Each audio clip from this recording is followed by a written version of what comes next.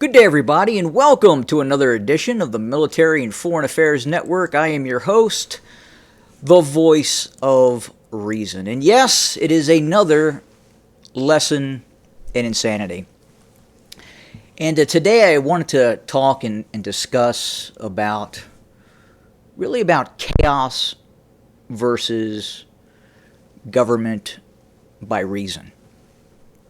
And I think some of this will also come into play in terms of why I may give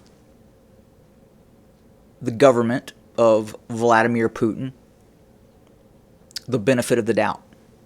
There are certain aspects in what's happening inside of the Russian Federation that I absolutely don't agree with. At the same time, there are absolutely certain policies that the Russian Federation has instituted that I believe in. And I think ultimately will help that society and not destroy it. In some of my previous episodes, I have discussed how the United States right now is circling the drain. And I'll try and clarify that, why I believe that, why I believe this is happening, meaning the United States is circling the drain. And it really starts in the school systems of the United States, both high schools, grade schools, and colleges, universities. Within the confines of these school systems, and it is many, probably the majority of school systems in the United States, it is hardcore, neo-cultural Marxist policy that is being taught.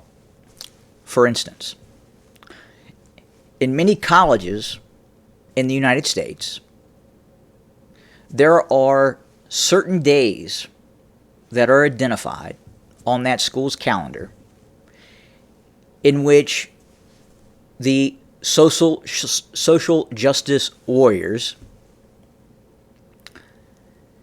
allow minorities not to come to school, or even worse, attempt to disallow majority or white students, if they are even a majority in that school, to come to school. It's reverse racism on an institutional scale. And that's actively happening. Combining that issue with what we're seeing inside the school systems of the United States, and as these young people, after being indoctrinated for many years in these systems, then go out into the corporate world, we see this insidious woke cultural Marxism take shape in the corporate world. I experience it myself. For instance, and some of you may have heard of this, many of you may have heard this, but it is a real issue. It is called the ESG Score, the Environmental Social Responsibility Governance Score. What does that mean? Well, that means a publicly traded company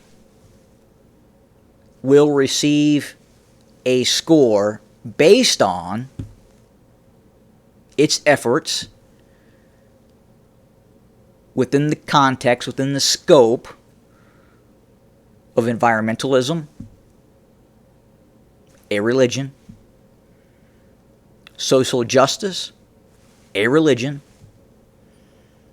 And that score, that subjective score, then translates into whether large mutual fund companies, ETFs, have the ability to purchase that company's stock in its overall portfolio. It directly impacts that company. So that company is forced to then indoctrinate its employees. So you have the indoctrination taking place inside the schools, and you have the indoctrination taking place inside the workplace as well. And then finally, the end result of this cataclysmic change that we see is what you see in Seattle. It's what you see in Los Angeles. It's what you see in San Francisco. It is chaos. It is rule of law eliminated. Anything goes. Anything is okay. But some things are not okay. And some things are then prosecuted to the full extent of the law, while other things are allowed. And they continue to manifest themselves into chaos. Do we see that in Russia?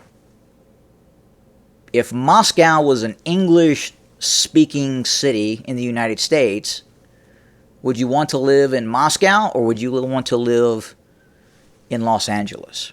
Would you want to live in Seattle? Would you want to live in San Francisco?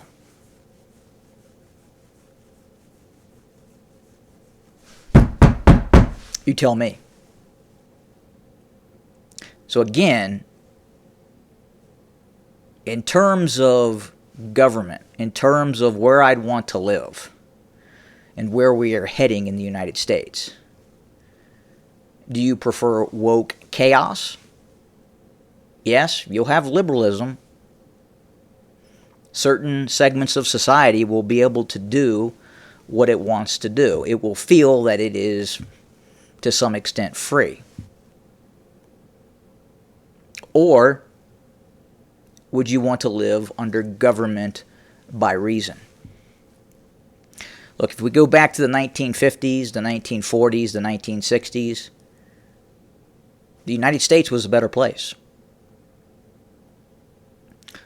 But there were restrictions on what you could do. I would say reasonable restrictions. Now, fast forward, where we're at now, it's chaos. I get, for instance, what occurred during the halftime show in the Super Bowl. Perfectly acceptable to some. But many people found it offensive. The fact that myself and millions of other people may have found it offensive is irrelevant.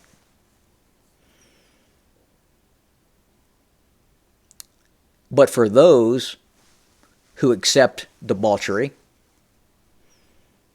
perfectly okay. Perfectly acceptable. That's not going to destroy the Western world. Get over it. You'll deal with it.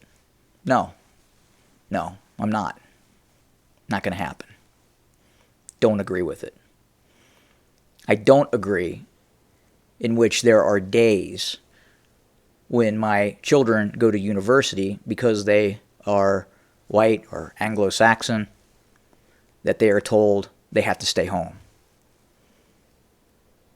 Or other students of color are told to stay home, and the white students that attend class for that day have to go through why white people are evil. Not going to do it. Not going to tolerate it. Not going to accept it.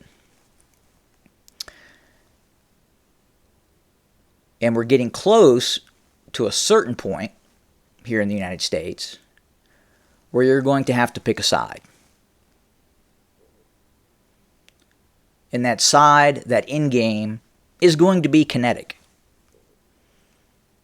One side is going to win and the other side is going to lose. It is going to be a zero-sum game.